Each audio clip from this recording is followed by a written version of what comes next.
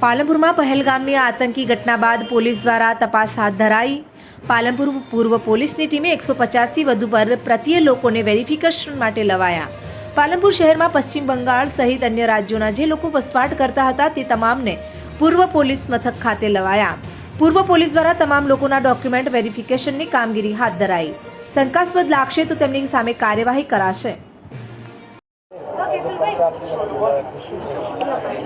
माननीय पुलिस अधीक्षक श्री अक्षराज मकवाणा साहेब नाओनी सूचना मार्गदर्शन हेठळ हालमां जे पहलगाममां जे आतंकी हुमलो थयेलो छे तेना अनुसंधानमां बहारना लोको के जे पाकिस्तान साथे के बांग्लादेश साथे कोई कनेक्शन धरावे छे के केम तेवा जे खोटी रीते अने गैरकायदेसर रीते અત્રેના પોલીસ સ્ટેશન વિસ્તારમાં વસવાટ કરતા હોય તેવા લોકોની ચકાસણીના ભાગરૂપે આજે 150થી વધુ જે બહારના પશ્ચિમ બંગાળના અને આસપાસના સ્ટેટના જે શંકાસ્પદ લાગતા હોય તેવા લોકોનું આજ રોજ અહીંયા ચેકિંગ ધરવામાં આવેલું છે અને ચેકિંગ દરમિયાન જો કંઈ પણ ગેરકાયદેસર જણાઈ આવશે તો તેઓને ડિપોર્ટ કરવાની કાર્યવાહી કરવામાં આવશે।